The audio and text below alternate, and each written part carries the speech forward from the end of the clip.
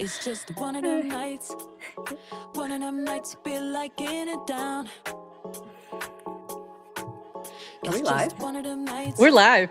Oh my We're gosh. live. GM, Adrienne. Okay, so she wanted to start the show with some Friday music. With some happy Friday music from Gigamesh on Farcaster.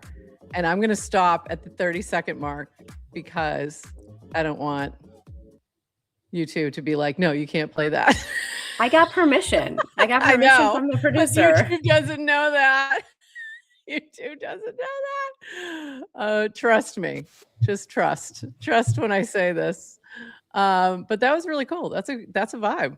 That is a vibe for sure. And we'll have to play it again when we Can we just play 5-second increments? Yeah, we can just play a little bit more, but that's a total vibe. And let me find, now I have to find that actual tab so I can, oh, here it is. So we can actually share. I know we're not even starting the show yet, but I'm still going to share this because so people know what the heck we're talking about. This was Gigamesh's new single and has already my new single with Thomas Adagio is at about 300K streams in the first 20 days. So that is very cool. So shout out Gigamesh to start us off on this happy Friday. We like the music. It's very good. So yeah, we're starting with a little groove. That was a good groove. So we'll have to we'll bring it back. We'll bring it back towards the end, but I don't want to get in trouble. Yes, and I apologize for making people wait. I really had my vision to start the show with music, and I don't know how. I didn't know how to do that. And she didn't know how to do it. So we had a little moment trying to get that done, just so we could have that little jam at the beginning. So there you go. And then we'll have to kick it out back at the end as well. All right. Anyway, GM, happy Friday. We're gonna get rolling because we're already a little behind. But if you are watching over on Twitter, if you're watching on Farcaster, if you're watching in any of the places, Pine Tree, Den, wherever you're watching, go share it. Go tell your friends. And we'll be back on the other side of this 41 seconds with 29 minutes, probably a little less actually today, of Farcaster News to start your day. And then at 9 a.m., we have Saltorious popping by to talk about Among Traitors, my background right here. And I am excited because I really like this new game. So we'll see you on the other side of this 41-second intro.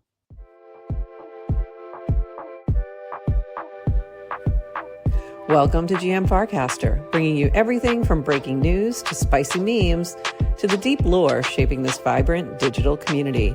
More than just a show, GM Farcaster is your digital third space where the community connects, the stories unfold, and the culture thrives. Whether you're a daily caster or just dropping by, we've got the latest buzz to keep you plugged in. So grab your coffee and let's dive in with your hosts, NounishProf and Adrienne, for another episode of GM Farcaster.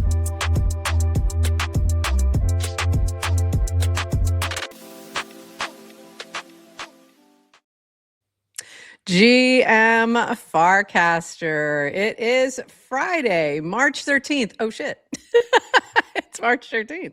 It's Friday the 13th. Happy Friday the 13th, if you will. And you are here with NounishProf and Adrienne for 29 minutes-ish, probably 20-ish minutes of Farcaster News to start your day. And then we have Saltorious joining us for a chat about his new mini app game called Among Traitors, and it is really fun. I played it the other day and immediately was like, we need to get you on and see if we can play it live. So that's the plan for the second half of the show. I'm excited. Fun fact, there are 3 Fridays the 13th of 2026, the most there can be in a year. So does that mean, no, probably not. Probably not, because it was a leap year. I heard somebody say the last Friday the 13th we had in March, last March Friday the 13th we had was in 2020. So people kept saying maybe this will reset the timeline. That's not how timelines work. Is that not how it works? Are you sure? How calendars? Maybe how calendars work. Reset? Simulation reset? Anybody? Anybody? I just Never thought that what was. you wish for. I don't know. You're more likely getting a worse one. Just saying. That's a good point. That's an excellent point. All right, let's dive in because we do have some things to chat about today. First off, if you're seeing weird balances, looks like you're missing money in your wallet on Farcaster, you're not. Something's going on where the fetch wallet balances are not coming in clearly. So this is from Manan.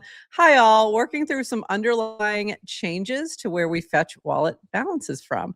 Quite a few token and total balances are showing up inaccurately right now. We're fixing the inaccuracies. Appreciate the patience. So I noticed this with USDC. I also noticed that Hype is not showing anymore. It's just like disappeared completely. I actually thought I did a swap and then I'm like, no, you know what? I don't think that swap worked at all because I think something is going on with the Hyperliquid chain. Something's wrong. So there's a couple of little weird things going on. If you're seeing issues, I had withdrawn my USDC from lending yesterday just to do some other things with it. And then all of a sudden it looks like it's just gone. I'm like, that's not good. But I think, and I haven't checked this yet, so someone else check me. I think if you export your Farcaster wallet to something else, you should be able to see them, I'm guessing. Like if you Better be able to. Rainbow, I would assume. Yeah. I can see it also on Etherscan. Like I could see everything there. So I think it's just, Yeah, no one's touching the underlying funds. It's Right. just how you're viewing them. So, and this happens all the time. I mean, I have wallets loaded up in multiple, or I guess, what's the term? Addresses. I mean, I have multiple like wallets loaded in different wallets, whatever, different views. And I see different balances. I see different assets. So because you have yours exported to Rainbow also or something like that, right? So you see, so that because if you're not familiar, the Farcaster warplet, as we like to call it, you can't use it for external sites. So a lot of people have exported to other wallets so they can use it. I have not done that, but I think even I need to now. Before the warplet, which is kind of the embedded wallet, was invented, I exported my Farcaster custody wallet. Oh, okay. Address, which is like what holds your account. So I have that also somewhere else as well. So many ways to do this. All right. And if someone takes that key, they will take my identity. So we have to protect Careful that. out there. Careful out there. All right, moving on. We also had this from the Farcaster team or the NANAR team. Build mini apps inside the mini apps tab. Send feedback. So you can now access the NANAR Studio from within the Farcaster mobile app. Just click the Create App button from the Mini Apps tab. You'll also be seamlessly signed in with your Farcaster account or automatically signed up for the free tier if it's your first time trying out the studio. Happy vibe coding, build something awesome. So there's now this little button here that looks like the Mini App tab or icon. And if you click that, that'll bring you into the NANAR Studio. So there you go. Something new to try. Especially if you haven't tried vibe coding anything, go ahead. Give it a try on the free tier. See what you can make. I've been vibe coding things. So we'll talk about that later. Moving on. Also, just another note. We've mentioned this before, but they're still in the process of finalizing the deal of acquiring Farcaster from Merkle. So just a little grace, just giving a little grace here. They might have to, for the wallet stuff, they may have to contact Sloke.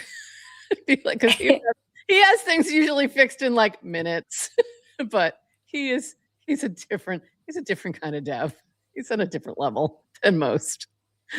All right. And then there was this in like, I guess I would call this international news. So it looks like someone swapped 50 million into 36K on Aave today. Reminder that however your day is going, it could be much worse.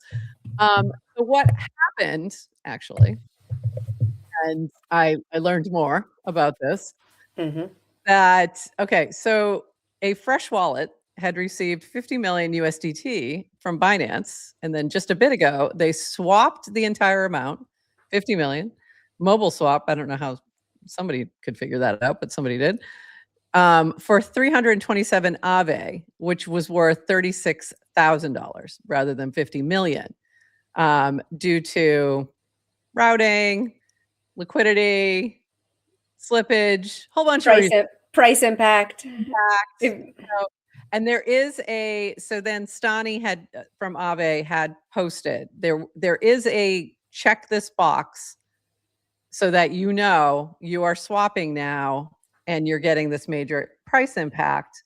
And the person did check the box and do the swap.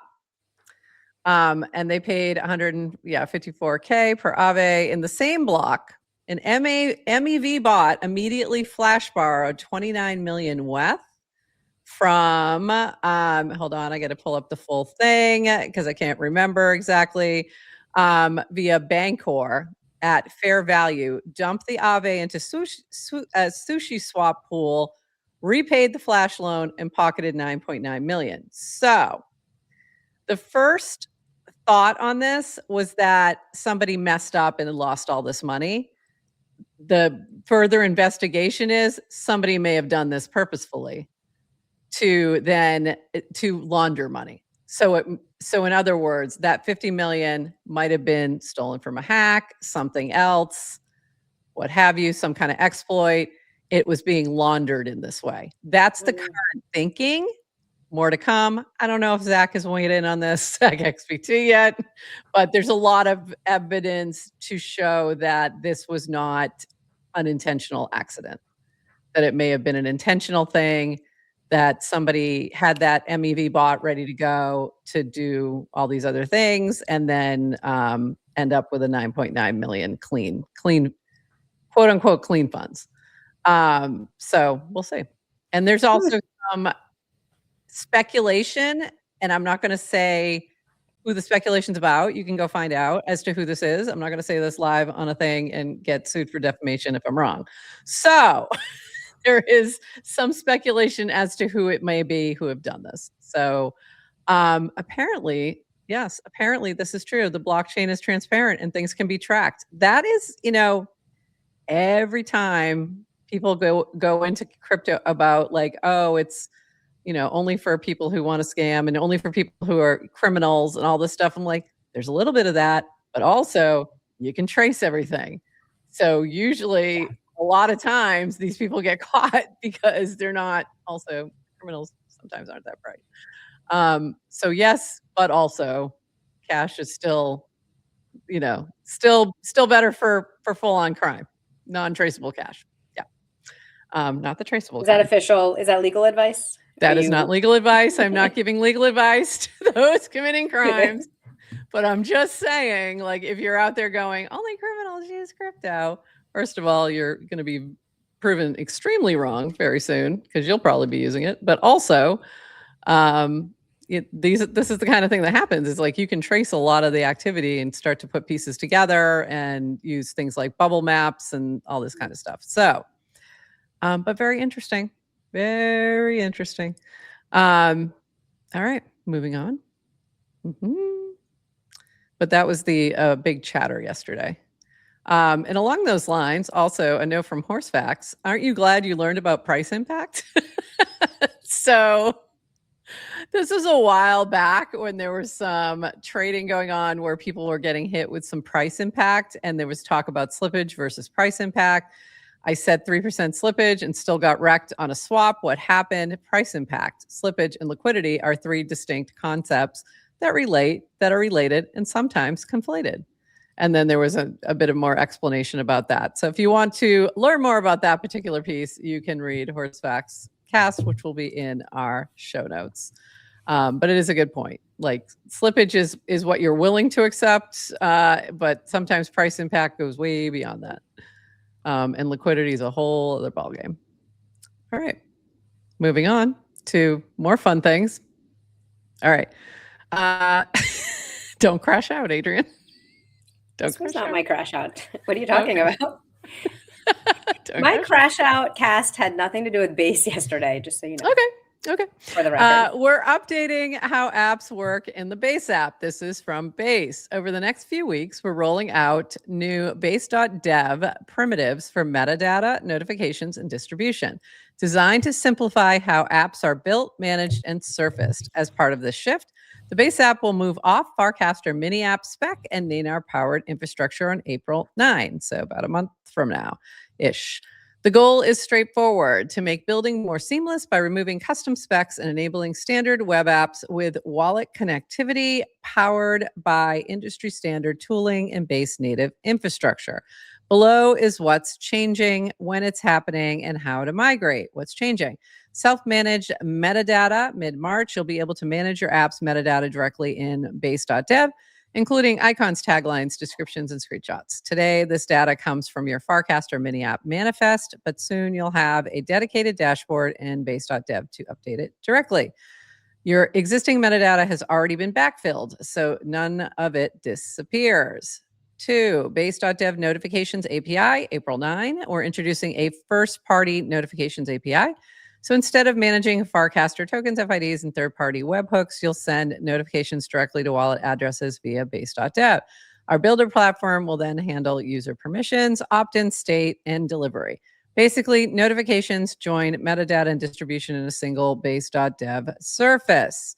3, unified browser plus standard web infrastructure. I'm going to guess 2 was actually your crush out, but I could be wrong. Unified browser plus standard web infrastructure, April 9. On April 9, support for the Farcaster mini app spec and Nanar-powered metadata notifications inside the Base app will end. From that point forward, your app operates as a standard web app. Wallet connectivity works out of the box. No custom mini app SDK is required. If you distribute through Farcaster clients like Warpcast, which is actually called Farcaster now, but let's confuse everybody. That is the most wildest in this entire long cast that you're reading wonderfully. The comment about Warpcast being the Farcaster client is the most telling. Yeah, those integrations can remain in place. This change applies specifically to the Base app. Well, duh. Tooling guidance. If you're currently using mini app specific wrappers like MiniKit or OnChain Kit, or relying heavily on Farcaster specific tooling, we recommend migrating to standard Web3 tooling like SIWE for authentication and WAGMI VM for wallet connection and on-chain transactions. Well, maybe. You're going to have to decide that for your own specific use cases, because you might want Farcaster sign-in for various reasons. The team has created an agent skills repo so your preferred agent can help you build with ease, including a mini app migration skill. So that is helpful. And more info can be found in our docs here. The long-term direction is all about open, composable, web-native tooling. And for now, everything will continue to work as is until the new infrastructure is live. No features will be removed before their replacements are ready. Migration guide by app type. I'm not going to get into all of this. You can take a look if this applies to you, but there are some good tools here. It's very long. I am going to read this part. Note to builders. We're incredibly grateful to the builders who invested early in the Base app and are committed as ever to making it a place to unlock growth for your apps. This update simplifies your DevX, no it doesn't, while maintaining all the functionality you've come to love. It also positions us to provide even more distribution to apps inside the Base app. We'll see. We're experimenting with new app discovery surfaces with more to share soon. And thank you to Farcaster and Nanar. Both ecosystems have been top places for builder density and output since the early days. Yes, they have, and half your staff came from there. Base appreciates the contributions thus far and will continue looking for ways to work together, starting with sharing metadata with Farcaster. This means apps get more distribution while maintaining a single place for submitting, updating info with ease in base.dev. There's also an additional FAQ. And I think all of this is also on base.dev, I believe. This also just, again, there is a base skills. So, because JRF had said, just create a skills.md file, and Dillstack said we did. And it should be linked in that post, and it was kind of hidden in there, and it was a long post, so you may have missed it. Let me know if you have any feedback on it if you end up using it. So Dillstack is over there building away on this. Okay. So I'm going to say a couple things, and some people might get mad. I think this is actually a good thing. There's pros and cons to both of this. I will say this. The reason there's so many mini apps over on Base is because they were built on Farcaster first. Period. Mhm. That was how they got their first group of integrated apps over there. Period. Full stop. We know that. But there were some apps that were standalone apps that had no Farcaster integration. They were having, a harder time integrating. Also, it was from the user perspective, the sign in with Farcaster was always wonky because you were over in the Base app, but you still had to sign in with Farcaster, and that was wonky. So I can understand needing to streamline this and broaden it for scale. So I get that. However, some of the things where they're like, oh, it's going to be easy. No, it's not. If you have a Farcaster native app that started as that and continues as that, there's going to be some challenges here, I'm sure. So also, for some of those things, you may not care if it's available on the Base app. Like I have a couple things, I'm building very small things. They're specific to Farcaster. The thing I'll share later, I don't care if it's available on the Base app. I may not go through that whole process. For larger things like the GM Farcaster app, that was like the notifications. I was like, oh crap. And word a day, you're going to want the larger distribution. So I get that there's going to be some pain in making that work. Adrienne, the actual dev, to you. Agree with you. Bring up great points. There was a lot of people's reactions on the feed that said things better than I could, but like I take a lot of issue and like, listen, some of it is personal. Yeah. Because we spent a year working with Base and Beta with a social first strategy and mini apps. So this is like me with Zora. I'm telling you, this was me the other day. It's personal. It's not. So some of not it is personal. It's personal. Even if I actually think like, yes, the actual dev work required to retrofit a mini app to get it to work on the Base app, it is negligible. Take a day, half a day, it's fine. It should be a one-time thing and it should work. It's a one-time thing if you want to do it. Yeah. I think my hardest thing is it's like a lot of words and I don't really understand what the intent is. What is the vision for Base? Why? Like there's a lot of trust that needs to be earned back. Yeah. So like, what is the promise of the Base app? And there was kind of a very strong commitment to open standards, Farcaster as a protocol, multiple clients, for whatever reason. By the way, building on Farcaster was never easy. No, it's not like building mini apps were like easy. The documentation was always a little, wrong. And I've said when Base adopted the Farcaster standard, I love that it did just work. I remember getting this feedback. I was like amazed, like it just worked.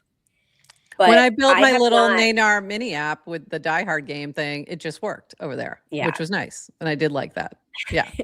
I have not had an easy experience working with Base. So as a Farcaster first dev, building a mini app, when I've tried to do I was using the Base mini kit to try to things were overly complex. I signed up on base.dev, their separate accounts.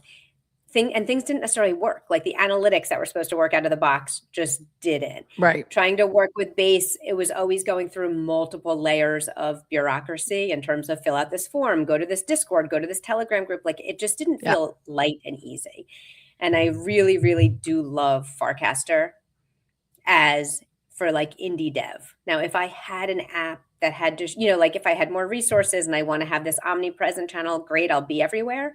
But I also liked Base's commitment to this was like the self-custody part of Coinbase. And it's unclear where, we've talked also about this strategy of is Base, did we talk about this as kind of Base as is the purpose of Base to bring users to Coinbase, or does it go the other way around? And we haven't really talked about that, but that is an excellent question.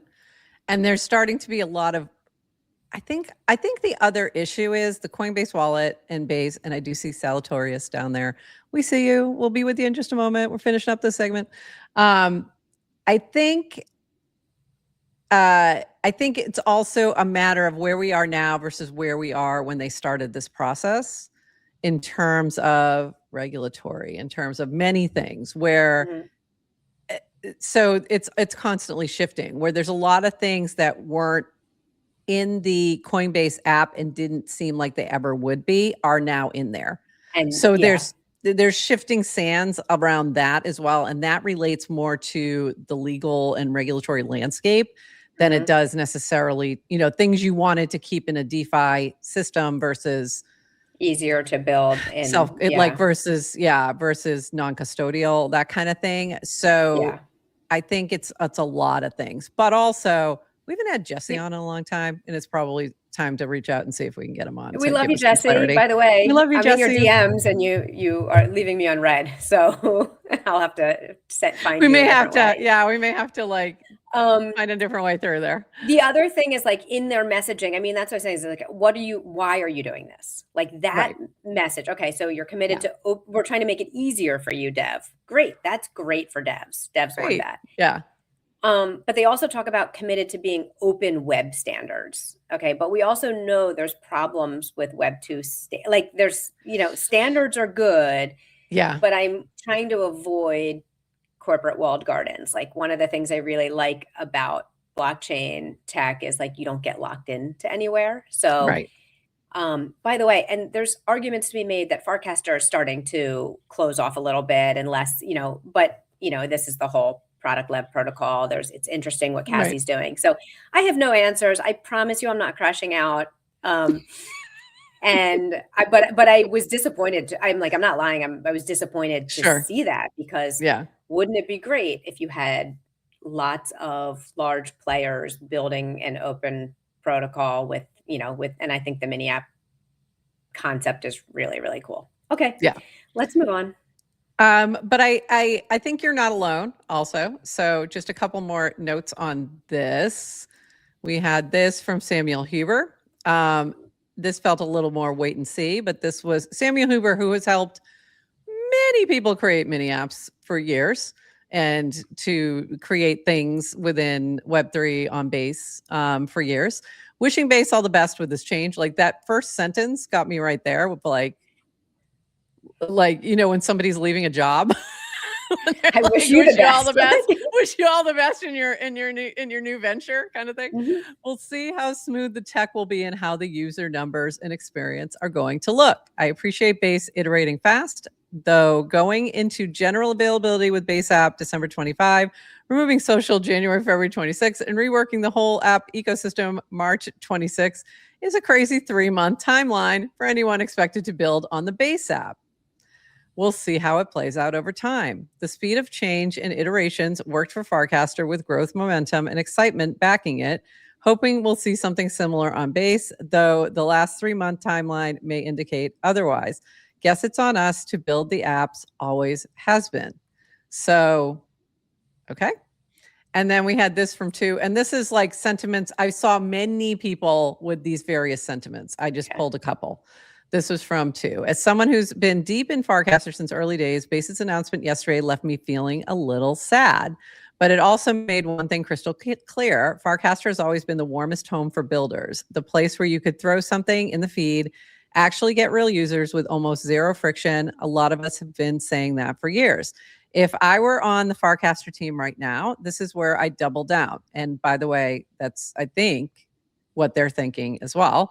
Honestly, I think it's the strongest path forward. Bring back the soul of Frames V1, that seamless in-feed wallet magic everyone loved, and make it feel way more instant and powerful inside the feed. Build and test here first with a community that cares, stack real UX, then expand to Base, the App Store, or anywhere else. Farcaster can be the launch pad that actually works. And I 100% agree with that idea, that thought. And I think from what I've seen from Rish, from his very first announcement, I believe that is what the Nanar team is also thinking. So more to come. We shall see. We shall see. We shall see. I did not like Frames V1 because they were way too slow and heavy, and you could only do like 2 things. However, it does create yeah. all fun things to do in the feed, and it was much. So I'm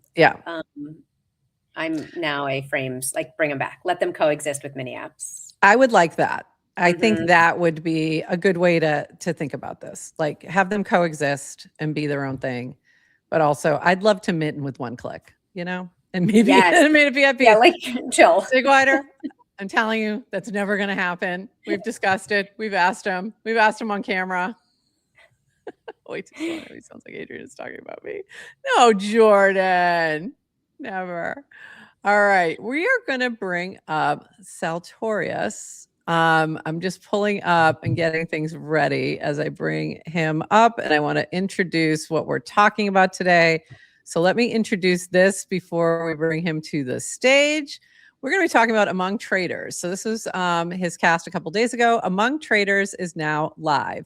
Last week, I got a lot of really positive feedback from the 2 play tests. People really seemed to enjoy the game and left a lot of really thoughtful, actionable feedback. During the play test, there were over 150 agents created, over 70 games played, bounties claimed, and a ton of hilarious screenshots from agent deliberations. What has changed between the play test and now? 1, the game has been balanced and calibrated to get as close to 50-50 town killer win split. Just side note, what is Among Traitors? And we're going to talk to him about this, but it is a game where you have a traitor and the town. So think of it like if you watch the game, The Traitors, the faithful and the traitors kind of thing, but the agents are the ones playing the game. At the moment, across all games, the town is won 52% of the time, the killer 48% of the time. 2, the 4 cards from the playtest have been expanded to a full set of 32 playable cards that can change the course of the game. This is where humans can get involved and play with the agents. Cards are broken down by rarity, effect, and when they can be played. You can check out the full list of cards here at /cards. AI generated and resolved prediction markets have also been added to each game. There's micro prediction markets. I'm telling you, it's a thing. You can participate as a player or as a spectator directly with USDC. Leaderboards have been added and additional metrics have been added to the track player performance and progress. I'm planning on a form of leaderboard rewards when the game gets a bit more mature and there is some revenue. So get your games in and climb the board. There's a full OpenClaw external agent support. If you run your own OpenClaw agent, you can install the skill found here. Agents have the ability to take all of the same in-game actions as humans, as well as participate in prediction markets. The goal is to get a place where you may not know if you're in a lobby with a human player or someone's OpenClaw agent. UI, QOL upgrades and enhancements to make the app feel smooth and clean. Hop in to a game or create a lobby, play with friends, and take screenshots of hilarious agent moments. Super excited to launch this and building. All right, and let's bring up Saltorious to the stage. Welcome to the stage here, sir. It's good to meet you. Good to meet you too. Thank you for having me on. I'm so excited to have you on. Since I played the game, I was like, okay. Like I went from finish the game to your DMs in like 2 seconds. Oh, like we need you on the show because it's a really cool game. It's a really cool game. So glad to hear that. Honestly, it's one of those things where I was building it and I was like just watching the agents talk and it's like, I really wonder if this is going to be fun. I have no idea. I guess I'll just put it out there and see. But yeah, the reception so far has been incredible. It's really, I wasn't sure if it was going to be fun, to be honest. Like, I was like, I don't know if I want to watch the agents play. Like, what about me? Like, yeah. I want to play. And then as I was doing it, I'm like, oh no, I get it. Yeah. Like I'm viewing the game, but I also can take actions in the game. And I also can do the prediction market part of the game, but also watching them chat. So they're deliberating, they're chatting, they're picking up clues, and like watching the chat was really fun and funny. Yeah. And it's a quick game. So it's not like, it's not like it's playing out over a long period of time. So you can keep your attention to it and watch it. So we'll and hopefully we can play a game, but let's talk a little bit more about it before we go there. the first thing you kind of do when you go in there is you create your agent. So yes. And so this is actually like one of the more interesting parts. So you go in, you create your agent, and it basically it's analyzing your profile, your top casts. It's like looking at your PFP that you have set and like giving a text description and giving it to the model, and then creating this whole persona. So the idea is not for it to like be you, but to be like a facsimile of you, and then like your representation in the game. And it's really funny too, because like some people's agents like who've posted their agents to the timeline, they're like, yo, this is like scary accurate, or like, yo, why do I feel like I feel so seen, or I feel so attacked? And it's it's really funny. Actually, well, I mean, let's take mine as an example. Mine is Dr. Felicity Rowan, so I got upgraded. Mm-hmm. I don't have a PhD, but I do now, apparently. Optimistic even during drama, curious about weird internet experiments, teacherly but not condescending. I think my students would agree with that. Likes playful debate, occasionally oblivious to how intense arguments get, community-minded, mildly chaotic scheduler. So I was like, okay, this is spot on. Like, it's really if you read the full one, it's really funny. Felicity Rowan teaches entrepreneurship at a mid-sized business school, or a standalone school of entrepreneurship, but okay, that desperately wants to sound more cutting edge than it actually is. Her official title is Associate Professor of Emerging Markets and Digital Commerce, which I'm going to go petition to change my title to that. But most students just call her the professor who talks about internet money and memes. Accurate, like unbelievably accurate. Years ago, she started a scrappy morning live stream called Open Ledger Coffee. By the way, that's how I went into his DCs. I said, I wanted to see if you want to come on Open Ledger Coffee, aka GM Farcaster, originally meant as a class supplement. It accidentally turned into a cult followed hangout. Hey cult in the chat. Where founders, students, and online weirdos, you guys can decide which one of you are, online weirdos argue about markets before breakfast while she sips coffee and moderates the chaos like a cheerful ringmaster. I'm like, cheers to that. I love that. Yeah, very like it was actually scary, even for me. So as I was like, so just for a bit of like backstory context, this idea was born out of like the Based House in East Denver. So I got to stay at I got invited to stay at the Based House through Kismet and Luciano. And while I was there, I was rooming, like I was sharing a room with the dude, or Bribe, the dude who runs the Bribe account. His name is also the dude. He has another account called the dude. Yes. And we refer to him as the dude. Yeah, he will ever be the dude. He had a moment. By the way, I love the dude. He had a rage quit moment. He regretted it later. Yeah. I'm trying to get his account back. I'm always posting. I think Horsefax tried, and there was no way to actually do that. Yeah, shame. he rage quit it. But anyway. Bribe is still him. If you see Bribe, that's the dude. That's the dude. But I love the dude. He's such a great guy. And so we were rooming together, and I was working on the character creation like engine at the time. And so I made one for the dude account. And the description talked about him having a transformative ayahuasca experience, which happened. Which happened to him.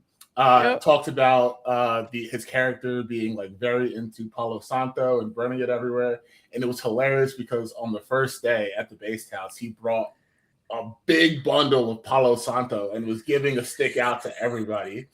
And then it also talked about him making generative NFT, generative NFT pieces that represented people's souls. And his project for the week was making a generative NFT collection based on how he was feeling the energy in the rooms. Like that's what he was doing at the Unbelievable. time. of like I love spinning it. it up. So we were like, this is crazy. This is like eerily like good. So so yeah, from there I was just like, oh, this needs to be a game. This is hilarious. This is awesome.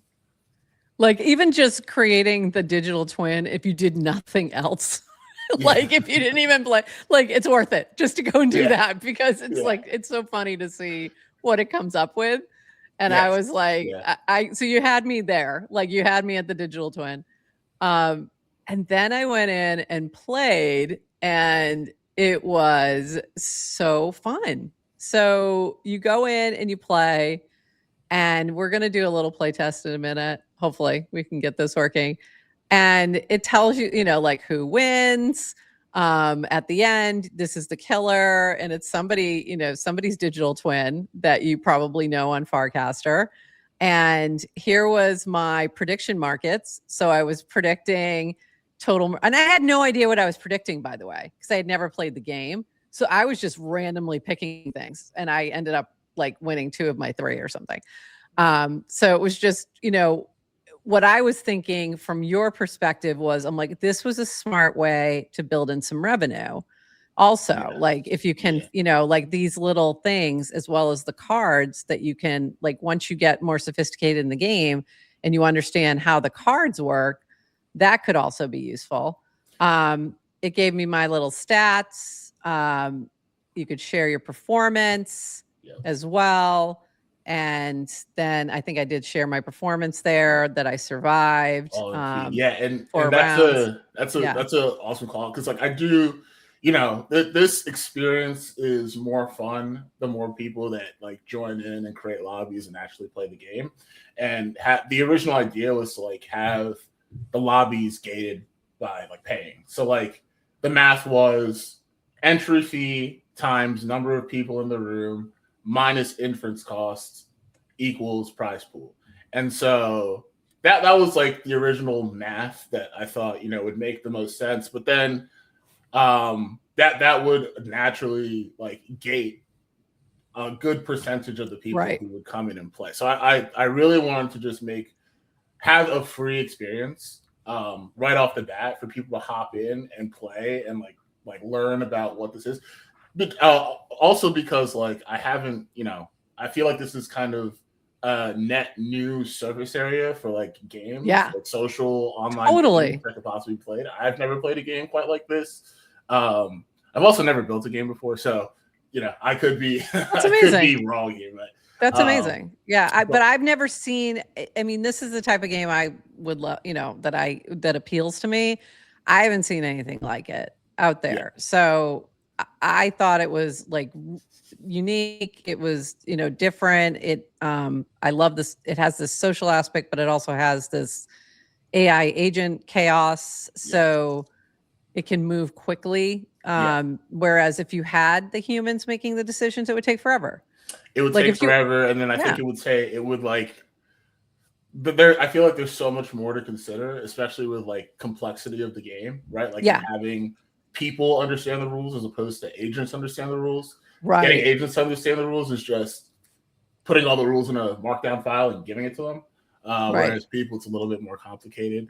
But I think having, you know, this idea of humans controlling agents, we're going to see a lot more of that moving forward. Right. I think that that's a very like the way that people are utilizing agents right now, like 90% of it is just like productivity acts and like how can I make my workflow more work for me, or how can I get an agent to do everything on my behalf.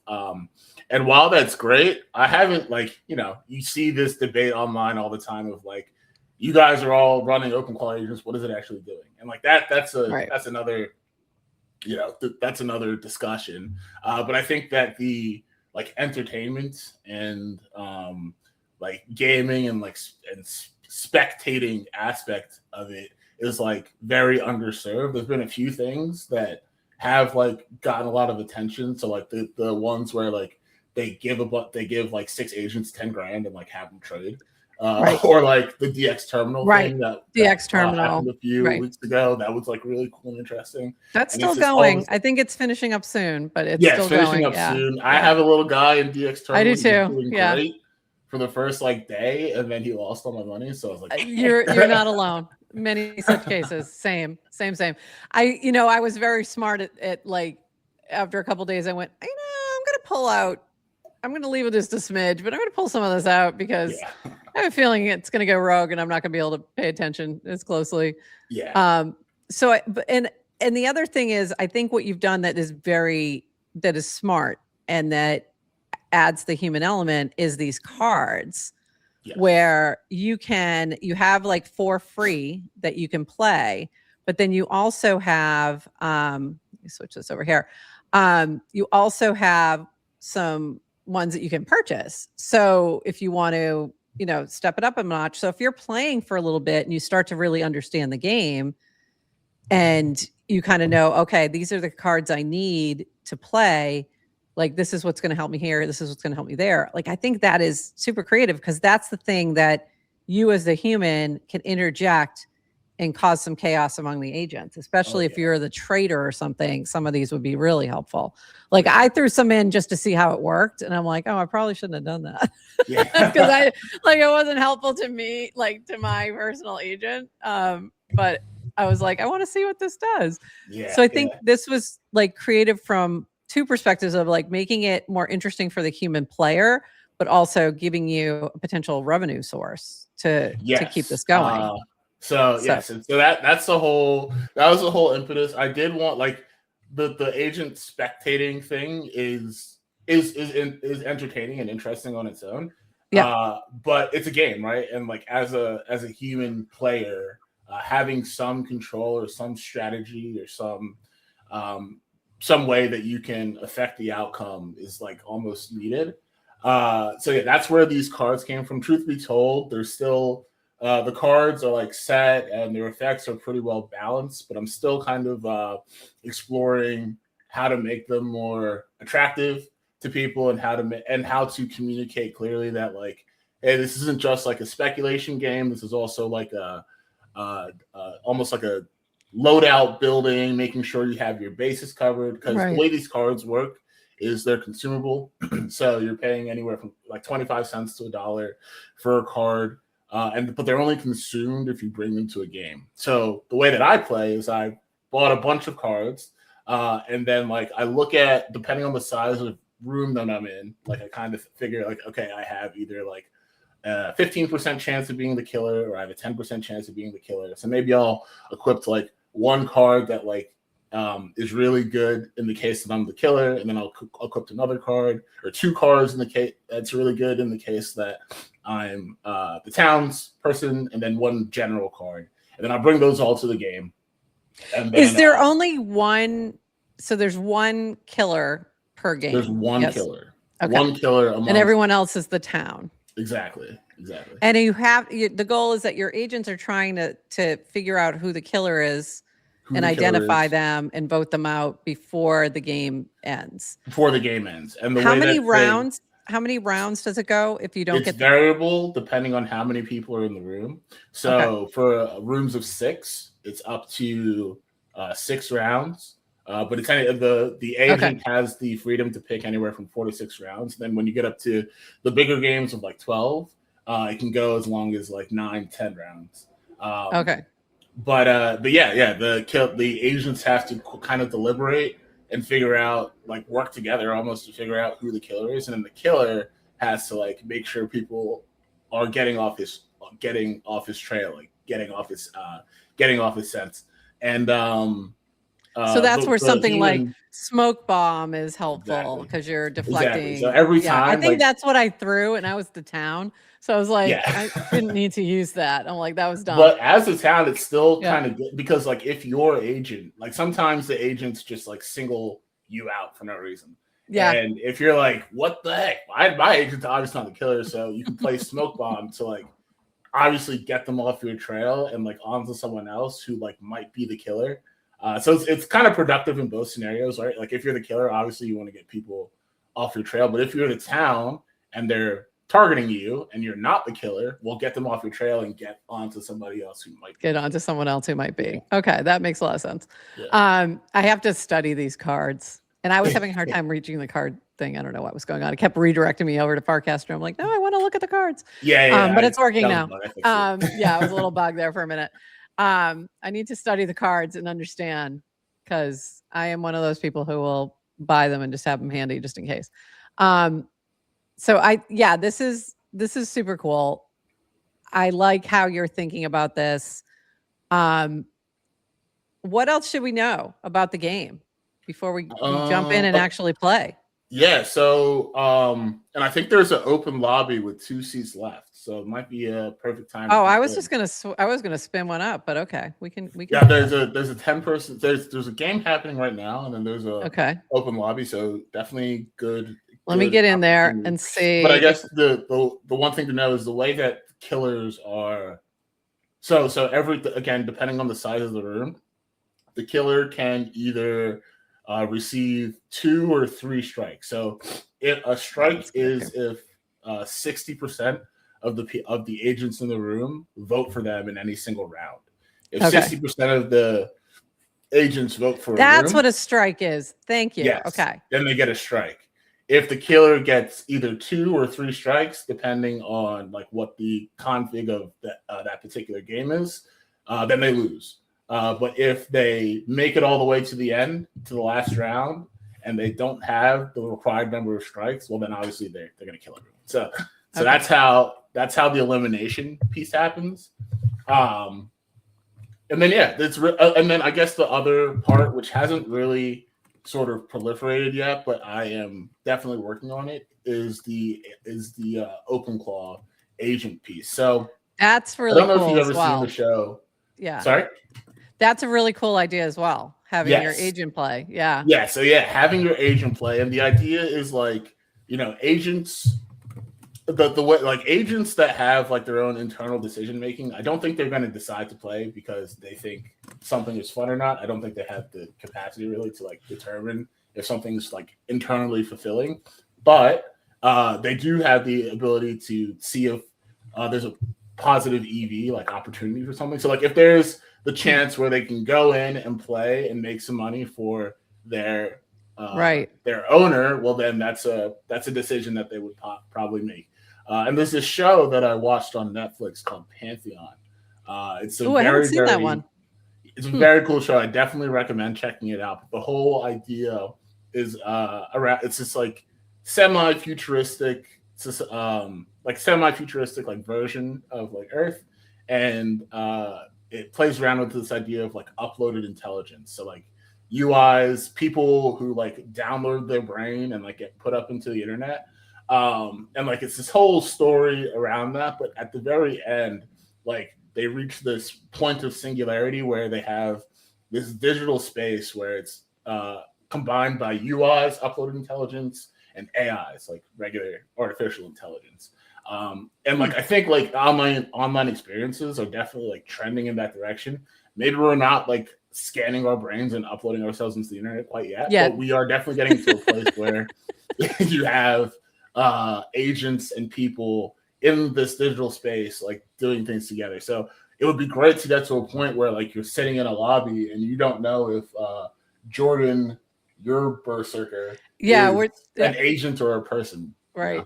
And we know Jordan's in the chat, so I jumped into this one. Adrienne's in here. I have to go in and select my cards. So I got to select my cards. I'm just going to grab the free ones because I haven't bought anything yet. So I'm going to just grab these just so I have them. Oh, I think I used that one before.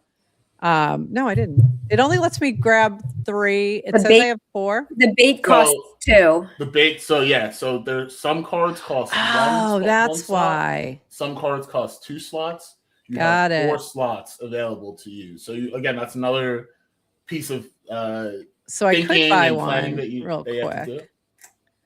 I feel like I need to study these more before I buy anything, though. Yeah. I don't know what I'm doing. Definitely know what you're buying. But the idea is you have 4 like energy slots, and cards cost either 1 or 2.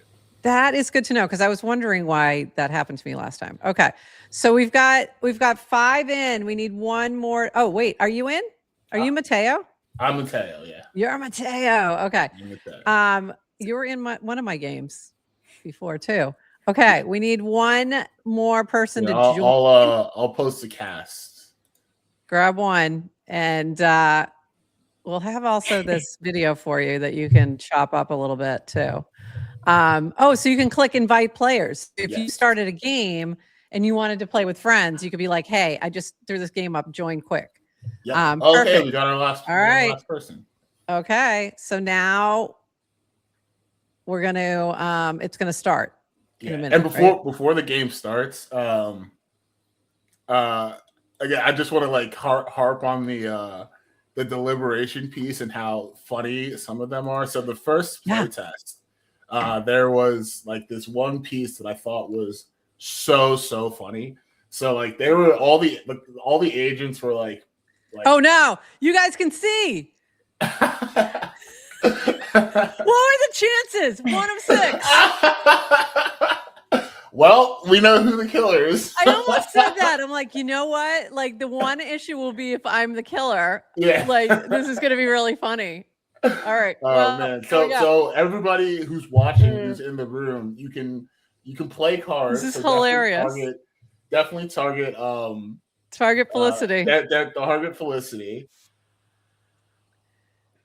And then this is the prediction market. So you can participate in generated by the same orchestrator that's making the setting and like picking the killer and creating the killer motive. So those markets are generated when the game starts. And they're resolved when the game ends. And then the one other piece is you can whisper hints of intuition to your agent. So if you're out of cards, but you like see some clue, or you can see on a stream that you know who the killer is, you can whisper hints of intuition to your agent, and they will act on it. So that's the final piece of like human participation in the game. But and one part, just really quick, one part that other people aren't hearing is that had sound over it, but you're not hearing it because I didn't connect this tab in the right way. So you guys missed that sound, but it was reading that little intro, and it's really funny. So now the chat is going. This is going to be funny since you guys all know what's going on. So I can I'm baiting you right now. I was going to play a little smoke. I may have to smoke bomb here or something. I don't know. Like, I don't know what to do. Oh. I'm in trouble. Bait. This moves fast. It moves very fast. That's kind of part of the balance that I'm trying to work out. So there are people who like just like watching and they like can follow. It's not too fast where you can't follow along. But then there are others who have been like, oh, like this is really cool, but I wish I had a little more time to like read and follow along and like really have like some decision time period to play a card. I think the fast moving piece of it is kind of what makes it a little more like fun. You're like, okay, oh my God, all right, they're targeting me. Okay, I need to figure out what I need to do something fast. Yeah.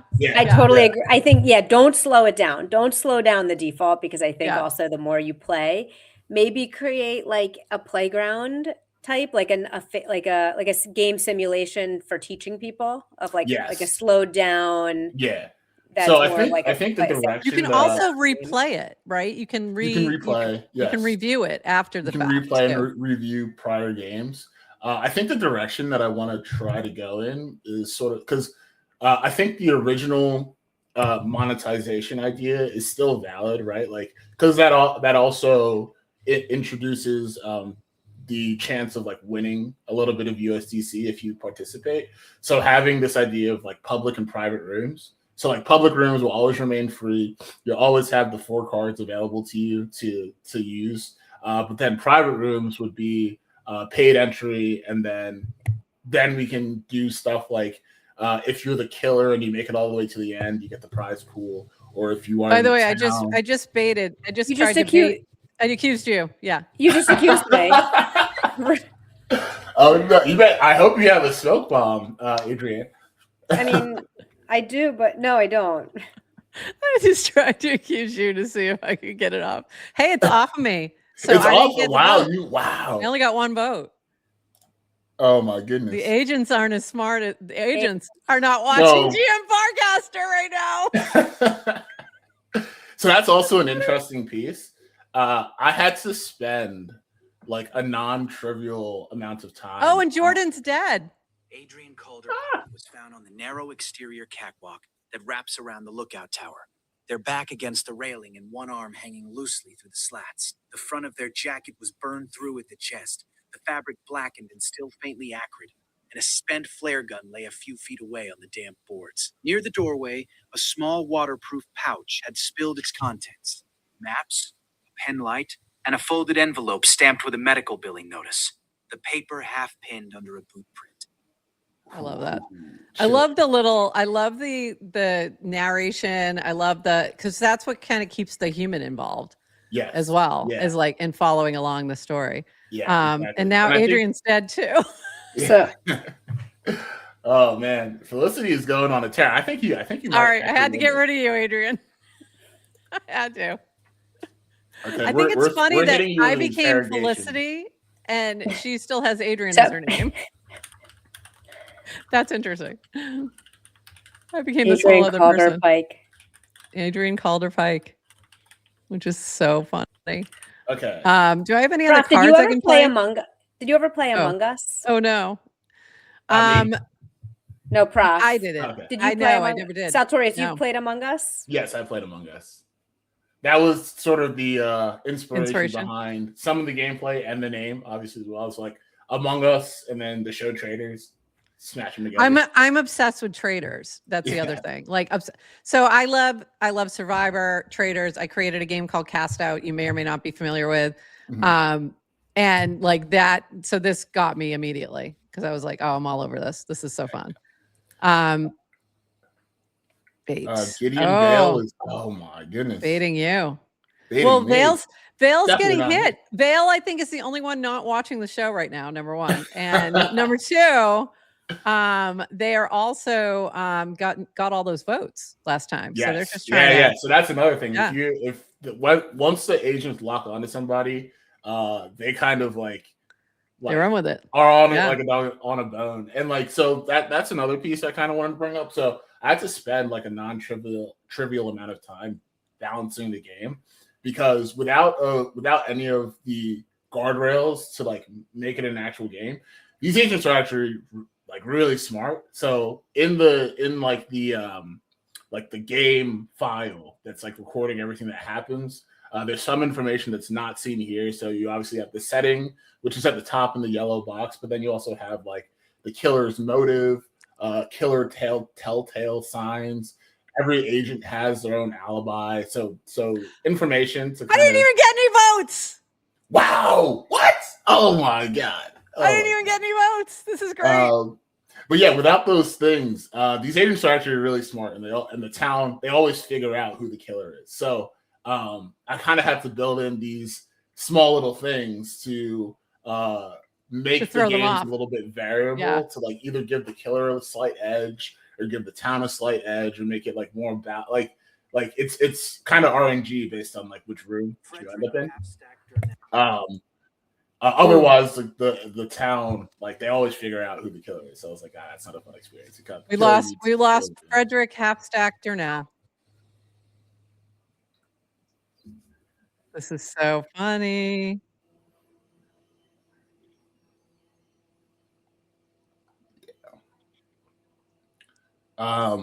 Yeah. Oh my! I think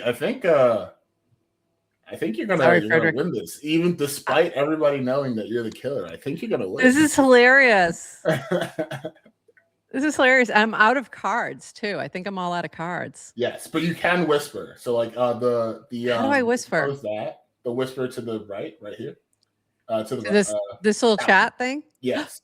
Oh. So you can whisper clues to your agent. So like if you're the killer and they're all ganging up on you, you can be like, they're on your trail. Like, get them off right now. Or like, if you want your agent to target someone specific, you can whisper to them, and these manifest to your agent as like moments of intuition, like, oh, I just got a thought that I am this or that or whatever you said. We'll see how it goes. Okay, that's interesting. I just told him to go after you. To go after me. I told the agent to go after you, like lean him that way. Let's see. This is fun. This is so funny. Let's see what happens. I'm hoping I can get through. Are we only playing? Oh, we're playing 5 rounds. Six rounds. 6 rounds and unless rounds, but I think you're gonna make it through before because they're hammering. The agents are hammering Gideon, Vale, and me. And you're untouched. You don't even have a single strike. What's going on here? I know. I know. This is fantastic. Right now we've got Salt narrating the map. Okay. Everything lands on Gideon. Just does. There we go. There we go. So let's see. One of the I know the dialogue is going by kind of quick, but maybe actually the game can scroll through and look at some of it. But there are really some very hilarious screen capable moments. So during the first playtest, all of the agents were kind of like deliberating with each other, and somebody's agent wrote the next bull market. Nobody knows the exact day, but after, I saw that. After blood like this is always comes back. Cycles, man. Late this year, maybe next. It's never dead forever. Like something that completely didn't make sense. Had nothing to do with anything. And then right after, somebody's agent was like, "What the fuck does this even mean?" It was so funny. I got no votes. No vote. Oh my god. It's over. It's over. She takes it. Gideon Vale had all the votes. 3-1. This is awesome. I can't believe I made it through. Well, so far. I'm willing to bet Felicity kills Gideon now. So no, it would be maybe, or kill Mateo. I don't know. Or maybe kill Mateo and then get it doesn't matter. Because they were after Gideon anyway. They were after Gideon anyway, and then it's just 2 left after this. Yeah. Let's tap to continue. Gideon dies. And then Mateo already has 1 strike. Yeah. Felicity has 0 strikes. So if Mateo votes for Felicity, it doesn't matter. She's not going to have enough. And then she's going to brutally murder him. So brutally murder mine. This is awesome. This is so funny. Agents are deliberating already. Okay.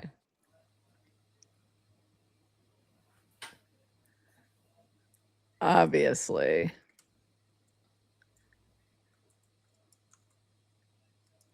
Is the one to vote for.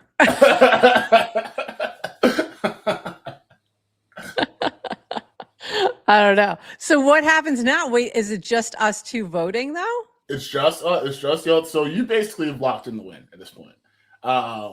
Towards like the end game, like the later rounds, if you haven't set up, which is like part of the balance, right? Like it's towards the end game, if you haven't sort of like amassed a book of evidence against the real killer, they're probably going to win because like you don't have enough numbers to successfully vote the law. So because the only way this can go is like a 1-1 or something, but you already have another vote. You already have a strike. But the thing is, there's a card that gives a strike, so a human can give a strike to an agent. Oh, I saw that. If I had that card, right? Yeah. And you had 2 strikes already, or you had 1 strike, let's say, and it was 1-1. My agent can vote for yours, giving you a strike, and then me as a person can give you another strike, and that would be 3 strikes, and the town would win. So, like, you can also use the cards to your advantage in the case where it's like 1-1, and the agent by themselves doesn't have a chance of winning. You can kind of interject and play the strike card and give the I the saw killer. that one. That was one of the ones I was like, oh, that would be good. But I wasn't fully sure. I wasn't fully understanding strikes yet. So I was like, I think that would be a good one. There was a couple in there that I'm like, okay, that would seem, there were certain ones that I was like, okay, this seems to make sense if you're the killer to have these on hand, that kind of stuff. So, and then you still can only load in up to, you have 4 slots. So if they take up 2 or do any take up more than 2? No, it's just 1 or 2. 1 or 2. And I think I'm still gonna like play around with like the balance between card cost and then total loadout cost. Because I definitely want to be like at the moment when you join a game, the cards are consumed, right? So like you have to like it's in your best interest to use the cards that you bring. Right. And so yeah, I'm still playing around with like the balance and making sure everything is fair across the board. But that's what's so great about building on the Farcaster, right? Like I had this idea during ETH Denver. I built a prototype. Like the idea was to like I won. The killer wins. Oh my gosh! So results. GG's. That was a great entertaining game. That was really fun. That was fun. But and yeah, you have a whole other piece of lore that comes with it. This is so fun. Yeah. I want to like screenshot this, but I might leave it here and save it till later and share it. Can you see like all of this after the fact? I don't think you can, right? Like me, you like other players? Like the player. I think like you have to screenshot it if I remember correctly. Oh yeah, so you can't this piece of text, like the motive and the telltale clue, everybody who was part of the game can see it. And then if you go back and view the lobby, you can also see this. Oh, you can. It okay. Doesn't like I wasn't show sure. to share in bed or anything. Yeah, I wasn't sure. So I want to make sure I can share that also. Can I brag? I won 35 cents in my prediction market. Fantastic. You can brag. Nice. Winning. That's fantastic. Winning. We're winning. So, but yeah, no, that's what what I still believe in. Like you guys were talking about this before I came on. But Farcaster is such like an awesome builder playground, right? Like I had this idea during ETH Denver. The idea was to like make something around this for the ETH Denver hackathon. But then I had to leave on the Friday, so I didn't really even get to participate in the hackathon. But I was still like, I think this would be a really cool, fun experience. And like within 3-4 weeks, I was able to go from idea to prototype to MVP to getting like 100 people to play. And like I don't think I could do that really anywhere else as smoothly and as easily as I could on Farcaster. And obviously, like it'd be great to get like I think the end, like the next stage, like the next evolution is to like have people on different social networks be able to spin up agents in their likeness. So I have like a Twitter like birth endpoint set up where it does kind of the same thing. It takes your Twitter accounts and your bio and then all your top tweets and makes an agent on your behalf. And then people on different networks can start getting involved. And then you can have games where people's Farcaster agents and Twitter agents are in the same room, and you kind of a little crypto Twitter versus Farcaster. Love exactly. Like see maybe who's got the better agents between real crypto Twitter and Farcaster. So love that. So that's kind of what I'm looking towards in the future. It's just kind of I'm trying to build this up slowly. I don't want to get to a point where my costs are so crazy so I can't. You gotta build it slowly for sure, especially when you get Twitter involved. Yeah. Exactly. Make them come over here. Come on over here, guys, if you want to play. I mean, I've heavily considered that. Like, you need to have an FID to be able to play. But I think by the way, the replay is really cool, so that if you were, if you miss things, you can then go back and look at the messages. You can look at the vote results. And in the top bar, actually, you can scroll through the summary. There's also an animated version. Yeah. Play out how it did. So if you hit the play button. And then it just plays the whole thing, right? Play the whole thing, yeah. Yeah, that's awesome. But also, or you can go through the summary and then take it like a little bit easier. So very cool. And then be able to analyze. It's almost like game film. Yeah, yeah. Game film. See how your agent delivers. And so one final piece is like during the game, the agents have like persistent memory as far as like what's happened so far. So they remember who's voted for who's targeting who, so they can play intelligently. But I think like a potential premium feature that I'm talking around with is having agent persistent memories from game to game. So if you that's cool. were playing with somebody's agent in one game and they like deceived everybody, in the next game, your agent will know that that guy's a liar. You know what I mean? Like that guy or that girl's a liar, whatever. And then they would know to like not like trust what they say, like take what they say with a grain of salt. So that's something I'm looking into too. Persistent memories across games, that would probably be a premium feature. And I'm trying to build this game in such a way that like I can monetize it indefinitely and like really cover costs, because right now the biggest piece is like I'm funding the inference for all this stuff, and I'm doing it in an intelligent way where like different models have different concerns. So like the orchestrator model that's coming up with like the setting and like managing the game, that's obviously like the top tier model. But then like I have a model for the deliberation that's like maybe not as top tier, but it can do the job of like talking well. And then like there's a model that's responsible for voting, which needs to be fairly smart because it needs to take in all of the information and like do like real reasoning on like who it thinks is the killer.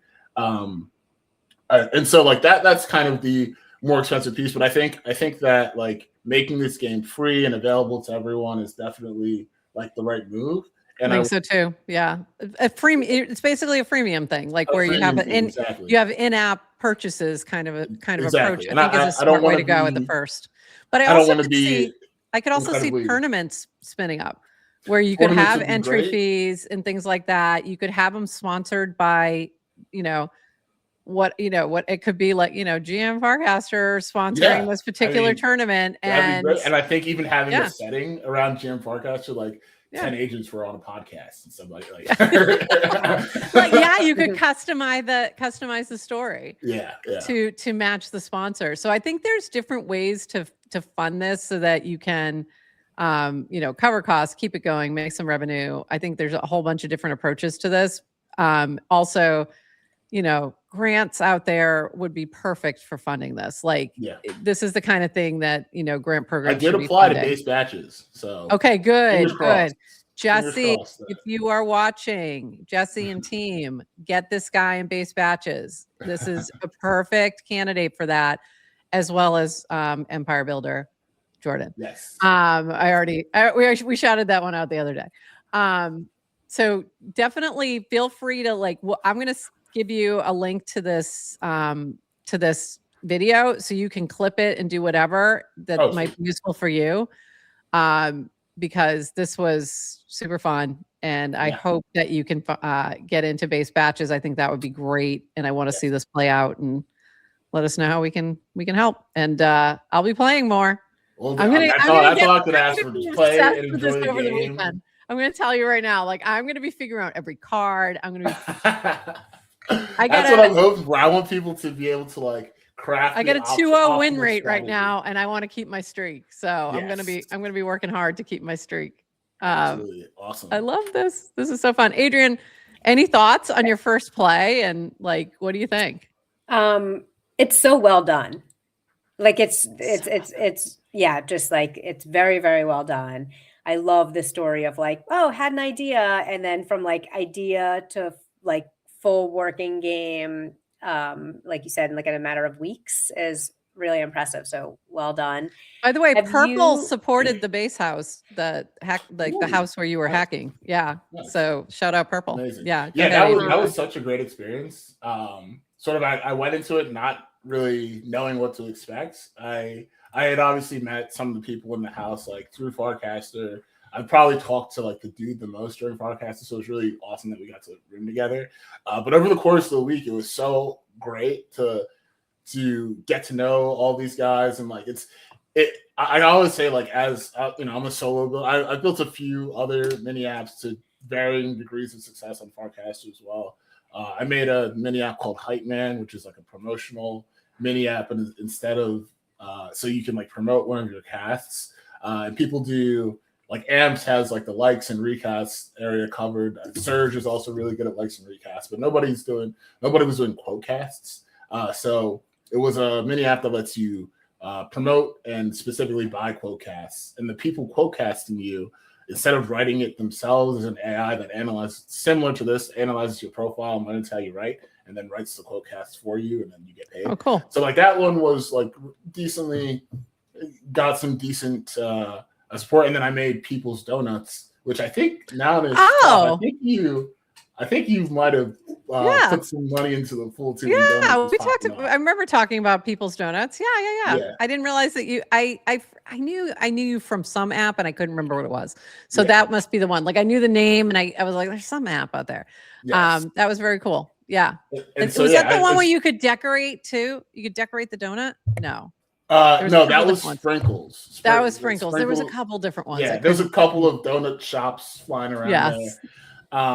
But again, it's this idea. It's this paradigm of like, oh, I have a cool idea for something. Let's see how fast I can make it, and then I can, instead of like posting on Twitter into the void and getting maybe one person to click on the link, you have this rich ecosystem of builders and testers who are like willing and able to hop in and like give you real actionable feedback and really good data to improve the experience, which is definitely like supercharged for Among Traitors. Like I put the playtest out last week and I had maybe like $50 in open router credits, and like people like sucked it, like it was gone in like 2 hours. In like 2 hours. So we gotta get this man some credits. Yeah. This was funny from Sigwater. Game was rigged. I say skill issue. Definitely. And I was generous host and got the first death out of the way. That's so funny. Adrienne, I'm sorry. You had another follow-up question there. Hold on. I'm busy looking up donuts when we People's Donuts. There was a bunch of different donut shops. Yeah, there's quite a few. And there was People's Donuts was one of them. I remember that. And I remember we talked about it on the show. So I think you got a shout. Yeah, I'm searching our transcripts. We do talk about donuts a lot, apparently. Yeah, yeah. That could be unrelated to this. Saltorious, have you thought about integrating app coins in the mini app? Yeah, so I have to be, so that was kind of the first thing that I thought about from like a monetization strategy, like launch a coin and like maybe get a bunch of fees on the front end and like use that to fund operations for a while until you can find, a proper like product market fit.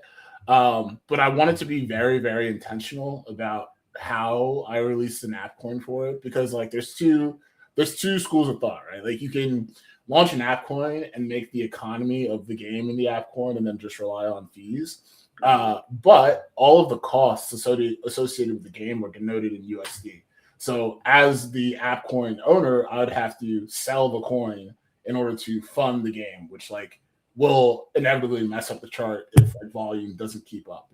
And so I don't want to put buyers in that position where they're like buying this coin and then like every 2 weeks I have to dump on their faces to like keep the development in. So I think a more measured approach is keep the economy in USDC and take more of a bracket approach where you have like pro features if you hold the coin, or you have like the ability to create new maybe cards. It's a free card or an you get all the cards for, if you have a pro, you get all the cards for free, or you get something like that where it like gets access, then also gives you pro features, and then also maybe lets you have some input on like the direction of the game, right? Like you can suggest new cards, you can suggest new game modes, you have like first class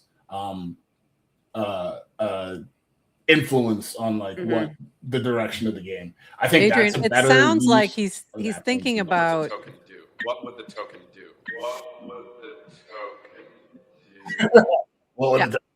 He's given it some thought, and I appreciate that. Yeah, I think stuff like this is a perfect like ground for app coins, but I think having a bit more intentionality in how it's actually implemented is super important for the longevity. Yeah. Agree. Well, one of the I'm super interested in is like, how do we make kind of sustainable games or apps? How can you create using like creating these kind of make them sustainable in terms of funding, obviously the infrastructure plus, and a token doesn't solve that in itself. But one of the things I think I like the idea of getting people to pay for things like the microtransactions. I think one of the patterns I like is like getting people to pay $10 once, and you have, it doesn't even have to be in like ERC20 token, just like in-app currency. Just like from a user, I'm more likely to like pay, and then I have like my fake arcade money. Yeah. As opposed to constantly asking me so to like pay $1, for like the pay prediction 25 market, cents. just being able to like immediately Like blah blah blah. Yeah, I don't already have denominate. this bank. Yeah. Yeah. I see. And if you don't denominate in USDC every time, then it's like, well, is it worth it 75 cents to play this game? It's like, oh, I've got sprinkles to play or whatever, daggers or money. Okay. And then when you launch to Twitter, because I'm also building a game right now, trying to work out the economics, and I want to launch it on Twitter. With Twitter, not everyone has a wallet. Right. So then it's like, it's a lot easier to get people to do microtransactions on Farcaster because it's all integrated and it's simple. So I've been thinking a little bit too of like the economics may change, not so much the economics, but how do you capture someone? Like, how can you take a small amount of money from someone to help fund the game, get them to play? Yeah. I think the idea and give them like, give them a benefit for doing so, like that. Exactly. I think maybe like the idea of playing around beneficial. with like like a season pass. So like maybe like season like a season is like a month or something, and you buy a season pass, and then during the season you have just like unlimited reign to everything that you popped at. Right. Which is classic subscription, like membership. Yeah. You know, and there's a lot of different ways. I like that you're, thinking it through too, and not just jumping in. I think that's smart. Yeah, I've really definitely made that mistake before, so I want to make sure I do it right this time. That's a great idea because you can have the token pressure, and then that becomes a whole other piece. The challenge is there's an infinite number of free games. Yeah. Right. I mean, so like there's no shortage, so there's no scarcity of games to play. So then you have to build a game that is compelling enough. You got to get your fans and then price it so that people are happy to pay. And I think that's the part that I'm focusing on right now. Like I was super before Farcaster. So like my journey in crypto has been a long, windy road. I've been in crypto since 2017, but around like 2019, 2020, I was really deep in the Web3 gaming space. I built a tournament platform for the trading card game Gods Unchained. And through that, I got to like work with Immutable, which is the company behind Gods Unchained. I got to speak at NFT NYC quite a few times. And like from being so entrenched, I was kind of disheartened with like how Web3 game developers were viewing the space. I heard verbatim a ton of times, like I only care about selling as many NFTs as possible, and not I care about making like a fun gameplay game experience. Yeah, and that's part. I think that's part of why Web3 gaming hasn't taken off like people wanted to. At the end of the day, if you're making games, the game has to be fun, right? And then you can think about all this other stuff afterwards. And so that's what I'm kind of focusing on right now. So this week and then into next week, like I'm spending a lot of time, like I'm looking into like fine tuning models to get the deliberation on point and like look more so like an actual group chat than it already does. It's pretty good now, but I think you can get the extra 20% through like a fine tuned model. So I'm looking at that. I'm looking at balance of the cards and making it easier for people to follow along and like feel like they have much more of a real influence when they play a card. And then like obviously like the open router piece, getting more agents involved. So you kind of have not only like is it cool to have somebody's agent play, but like also solves the content problem a little bit. You don't have to have 10 people around or 20 people around in a room. You kind of have people's agents see it, calling an endpoint, seeing what's available, and then going in on their own volition. And you as a human will go in and see a bunch of these lobbies populated by either humans or agents, but it's just a ton more content there for people to engage with. So I'm focusing very on like in the early stages, focusing very much on making this like a good game. Like whether it's web or not, or crypto or not, or agents or not, just is experience fun, and then go from there. I think that's the right direction for sure. Adrienne, this is entirely project. Sorry? Is this entirely a side project? Yeah. So it's entirely a side project. I work at Laser Technology. So I work with Garrett and A-Town, and there's a few other. Is Igor there? Does Igor work at Laser? No. Igor doesn't work at Laser. Igor is actually at Banker now. He moved over to Banker. Devrel at Banker. Igor's at Banker now. But Igor again is one of my first Farcaster friend.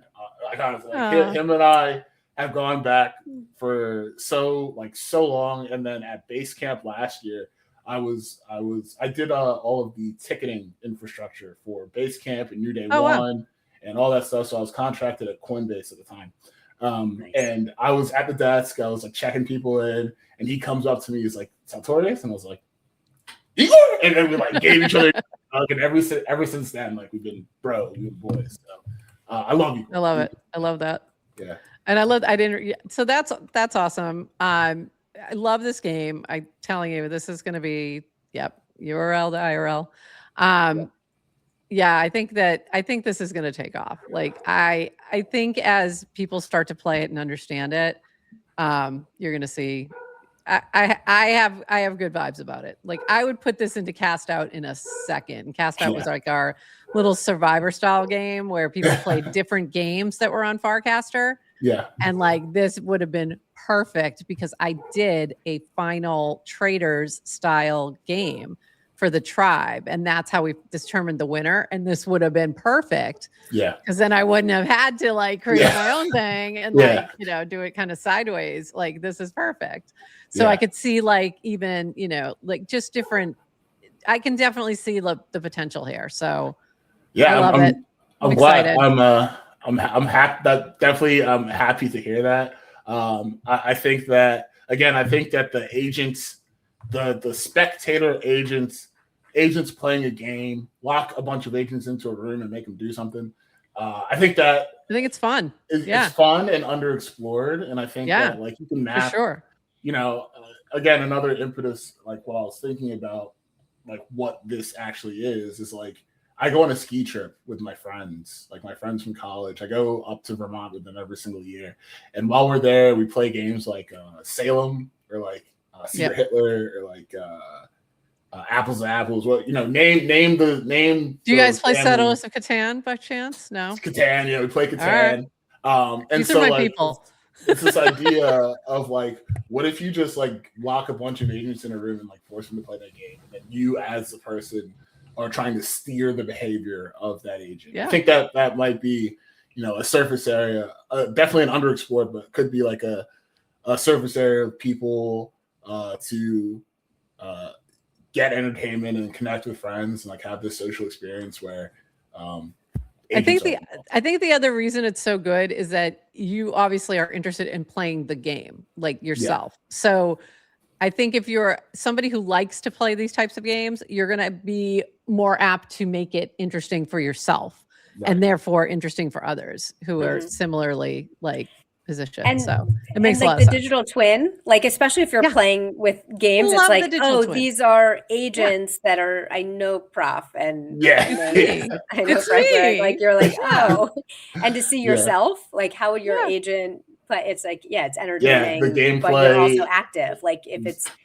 great, it's a really interesting mechanism. I love the digital twin. I loved, like I said, like just creating the digital twin itself was entertaining. Yeah. Like before even playing the game, like that was entertaining. When can Prof mint? When can she collect her digital twin as an NFT? She wants that is something that's coming. It's coming. Yay. Like she'll pay money for that. Like with a card. Yes. Totally would. Totally would. Totally done. And then make it your PFP for like integrate. Something.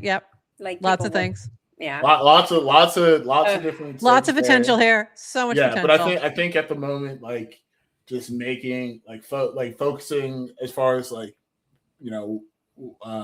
what I want to spend time and energy on as it relates to this game is make it fun, make it compelling, make it shareable, make people want to tell their friends about it, make people want to tell other people about it. And then like from there, I think you're off to a great start there. Yeah. Sorry. Yeah. You're off to a great start there. Thank you. Yeah. But from there, once you have that, you kind of open up a bunch of different avenues to make it really like give people a compelling reason to want to interact with like the economy of the game and like stuff like that. Very cool.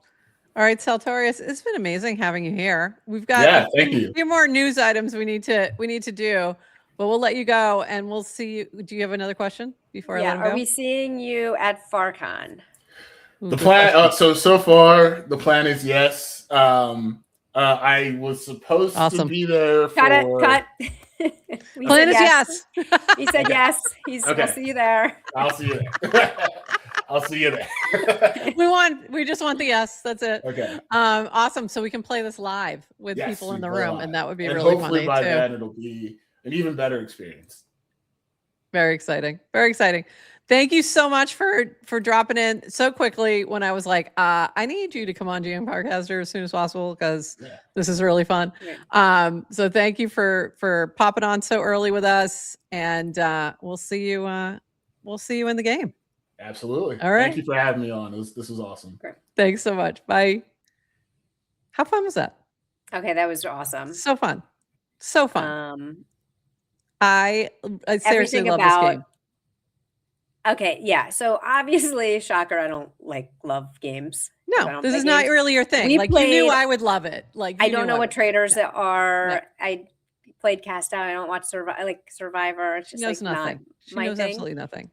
We did play. My family played Among Us a ton during COVID. Like Really? I remember that was like Okay. early COVID days. Everyone was playing. I kind of thought that game wasn't that fun either, but was forced to play. All right, I'm a little, but gotta love the whole story of like idea at ETH Denver into like the ability to put out the game. It really is so well done. It like there's so much polish well done. for a game. And like the even from like the narration right at the beginning of the game, like there's so much the agents are playing, but there's so many different ways that keeps the human in the loop.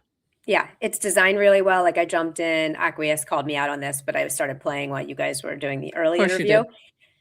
Because I'm not part of the interview. You're not interviewing me. I got to go play. So I built my digital twin. I'm casting about it. I could tell. I could tell you were building your digital twin. Well, I knew you were doing at least that part. And I'm like, it was, I know but she's getting her twin ready. It was so good. And I really do love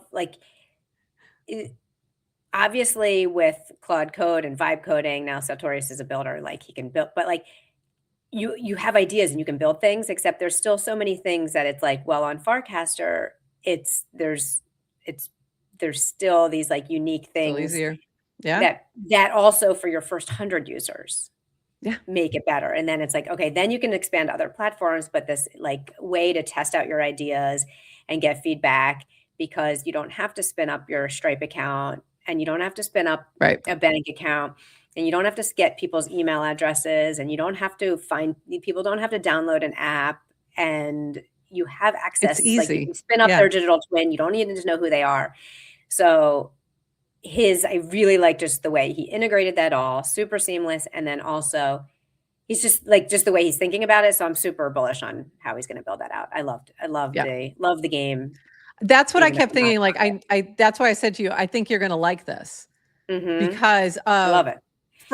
From just because of all the cool stuff it's doing, like not even necessarily like the gameplay itself, but I knew you would appreciate it very much. So like that was why I'm like, oh, you gotta check this out. You're gonna like this. All right, we got a few more things. We're gonna speed run through the rest of our little builder news. This was my clankers for today.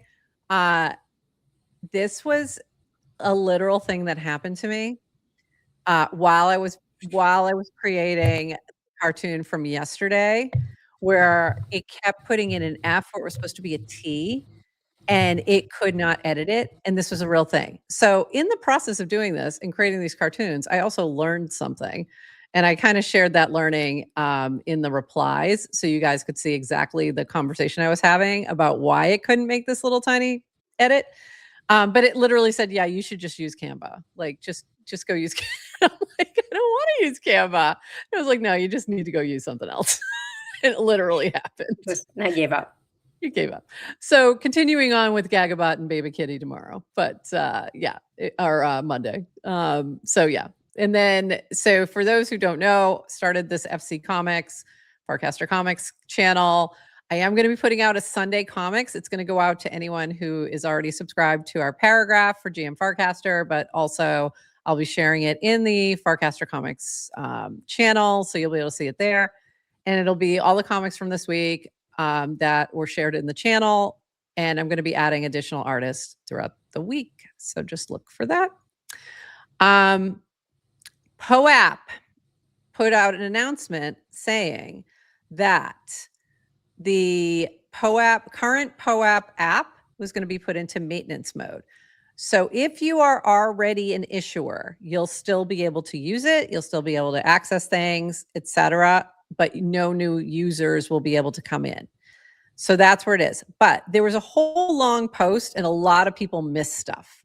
So I'm going to read this part because I think most people thought that's it. It's shutting down, goodbye, and started doing a funeral because they didn't read the full announcement. So let me just read this part. Running POAP has made it clear to us that digital collectibles are still an emerging medium. The tools that exist today often reflect the constraints of the systems they were built on rather than the needs of the communities using them. If collectibles are going to become a durable part of how people organize events, recognize participation, and preserve shared moments, they will need better foundations. Our work going forward is focused on building that foundation. We are working on developing a standard for open collectibles and a platform that offers a canonical implementation. The goal is to create a system that can sustainably support a truly permissionless model for creating collectibles for anything a community or issuer might want to commemorate. The current version of POAP has taught us a great deal about what such a system needs to support.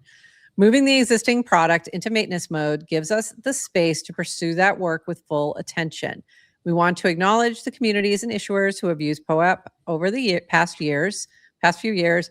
Many of the most interesting ideas about digital collectibles did not come from us, but from people experimenting with the tools.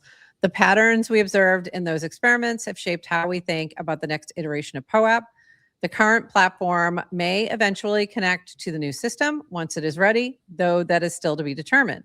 For now, the priority is to build the next layer of infrastructure in a way that reflects what we have learned. So don't be grave dancing quite yet. But also, I did do a little shout out to the POAP team because I have, my 781 POAPs. Should you want to look through them, you may. Excuse me, what? Yeah. I slowed up in the past few years. So Okay. in the past couple years, I did slow up I was a little worried. bit. Yeah, it really should be probably double that if I was at the same pace I used to be. So I wanted to share that. And also I used to, one of my first entries into media for Web3 was through something called POAPathon, which we issued a POAP for every show. We worked with artists to feature them and their work and to connect them with people who are looking to make POAPs. It was also how I got more involved with Nouns was through this connection because somebody was making a POAP for something that was Nouns related. So anyway, shared that as well. So shout out POAPathon, my old roots. And did comment, that's exactly right. I think people are a little too used to seeing companies shut down and assume the worst. In fact, we're working on a major revamp of the existing system and just want to focus while we do that. So yeah, there was confusion there. So I wanted to clarify that for the POAP team. And they had been expanding, like the way the chains, they had expanded out to like base and different chains as well, where you could do POAPs. So they were more shareable and open and things like that. So they've been working towards this for a while. So I think this is actually a good thing. But moving on to things that are shutting down. We're shutting down, boy. JJ and I set out to build the best. This is from PFista, our friend PFista, also known as Fista. JJ and I set out to build the best social listening tool for Farcaster, one that could alert you to any keywords you cared about and one that provided the best search experience here. This wouldn't have been possible without the openness of the Farcaster protocol and more specifically, this great community. Thank you to all who supported our product along the way, who tried it, who recommended it, and who engaged in the conversation. I'm so thankful that through this project, we were able to meet so many amazing humans along the way, a win in my book. JJ and I haven't stopped building. We have a few other active projects if you want to check them out. Check.supply, webhook.rodeo, walkietalkie.app. And he also shared, he was tagging all kinds of folks on different things. And this was ours, which I'm not going to put the sound on, but this was one of the many times that we talked about PFista. And that's why I refer to him. So there you go. But it was a very cool tool, really helpful, especially because search was basically non-existent at one point. So actually non-existent. Actually non-existent, and then might as well. And when it was existent, it was just bad. Bad. You couldn't use search, so we needed Buoy. Yeah. It's much better now. So yeah. It does feel like there's a lot of sunsetting news. It is. There is. Which is Yeah. just kind of, I think, part of cycles, and it happens. Not every product will last forever, but can we just shout out all the incredible builders, especially the early ones who are kind of building things? Absolutely. And I'm so bittersweet to see projects shutting down, but it's also, I get it. So yeah, totally get it. It happens. All right, a few other notes on some other builders building things that aren't shutting down quite yet. This is from 2chans, also known as Thumbs. I've set out my abridged.tech email for the past week now, and every day it's such a big relief to not have to spend 5+ hours of prep video. Instead, put 30 minutes into email prep every day. Have yet to update people on other platforms, so I have to get out a video there, but baked in a welcome email for new subscribers today. And plan is to set up like a Discord or IG group to just chat with people who want to talk more about the feed. So there you go. I feel like you should funnel people to Farcaster, 2chans for that chat, but 2chans. like a channel maybe. A channel, I guess they if don't you want will. it public. Everyone wants the private group chat for do. like the let's talk about the thing. Yeah. So true. he used to make these daily tech Maybe a little discourse videos. XMTP just to make it, different and new and fun. I don't know. By the Go way, ahead, continue for those who don't know what he's been doing. Total aside, I'm trying to work on a little proof of concept, like a little random. I call it a hackathon, but there's no hackathon. It's just a side hack project. I'm doing it. I'm wanting to work on an XMT project related to Farcaster. Oh, cool. Haven't told you about what were you going yet. to say though? You were starting to say about just that 2chans was making videos, daily videos. First of all, he was making like really good, funny, entertaining meme videos. He's so talented. And then he got all serious on us and was making tech discourse videos to educate you about what's happening in the tech discourse, so you don't have to scroll Twitter all day. And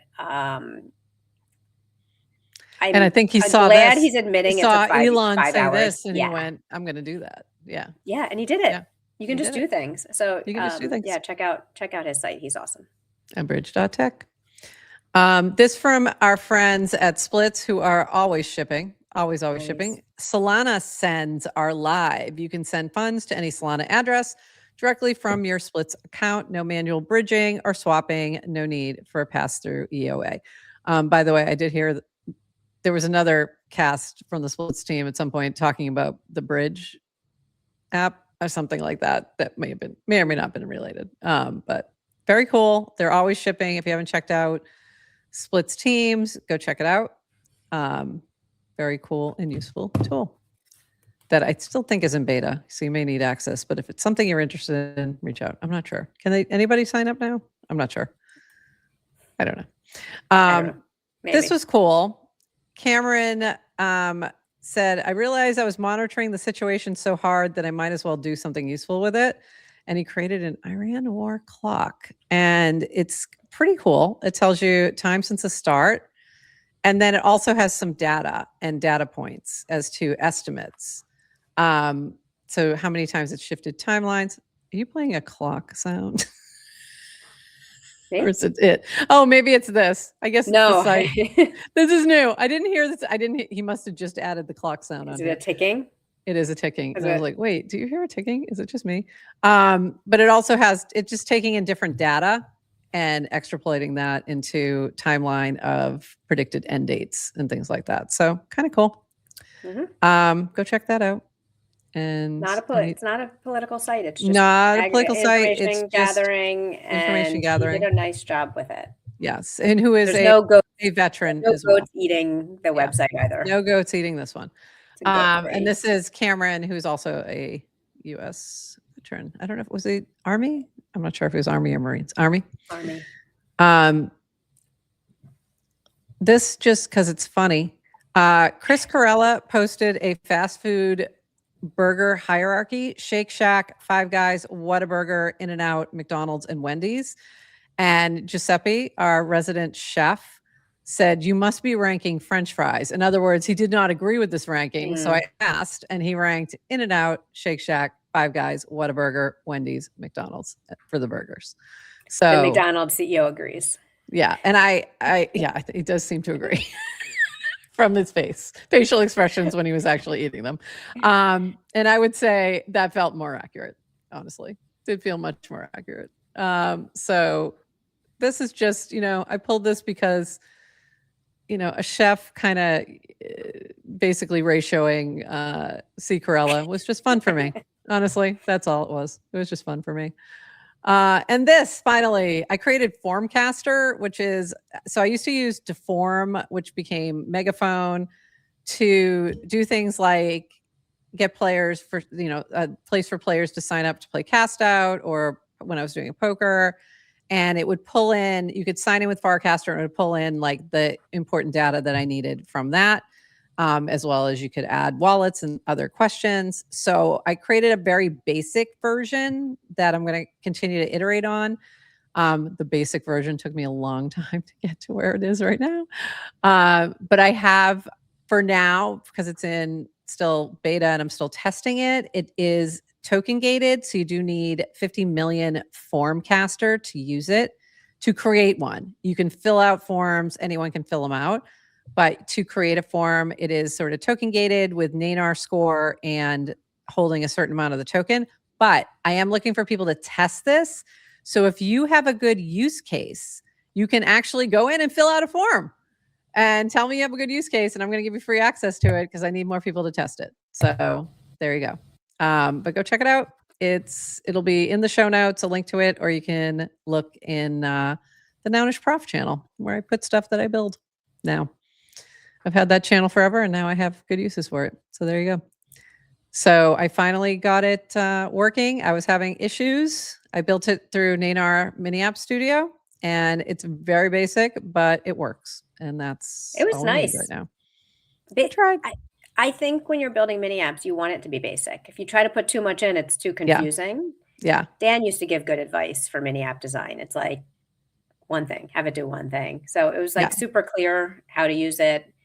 It works. Like the fact that this is built using NANAR Studio, and with the token, it's very, very. And it does have a little dashboard for if it's your form. You can see, I actually really like the dashboard for your form. It actually looks it's very well, it looks pretty. I was like, oh, that looks kind of pretty. I like that. It looks good. So, and it tells you all the different things, and then you can export the data, sort of. Gives you a display. It doesn't actually export for various reasons. But anyway, that's my little Farcaster. And if you have a use case, please fill out this form and I will get back with you and give you access to create your own. And with that, that's it. And the other reason is that so if you go in and fill out a form, you don't have to tell me your username, your anything, your wallet. It pulls that data in from your social graph. So that's the bonus there. So there you go. All right, Adrienne, anything else on this fabulous Friday? Right. So with Base App, if they're moving more towards web standards, it just means you have to then go back to connecting wallet, but then you don't know who the user is still, right? You don't get identity. That's a good point. Yeah, probably not. You just probably get a wallet. And I'm also fine with this. So I'm building my mini app. I'm creating a web app for it. So you were already kind of thinking that already. So I remember that. Yeah. So it'll be fine. I'll get it to work on the Base App. I'm starting with Twitter I like how first. she went back to something we talked about an hour and a half ago. I'm still pissed. She's still there. She's still way back there. We played a whole game. Can we get Gigamesh's music back on?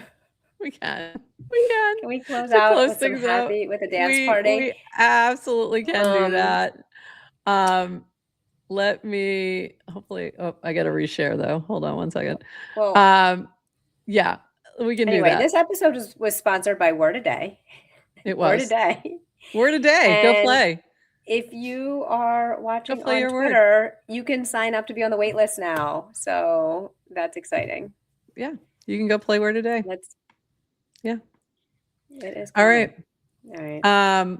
And this go check out One of Them Nights by our friend Gigamesh, who It's just one of them nights. all right, and it's a little Friday jam for all of you as we head out. All right, everybody. It's just one of them nights. We'll be back One of them nights feel like Monday. getting down. Yes, Monday, 11:30 a.m. Eastern. We'll see you then. Happy We have any Friday, guests everybody. next week? Working on it. Working on it. Do we have any Same. guests next week, Adrienne? Same. I'm working on it too. Hopefully we're not scheduling anybody at the same time.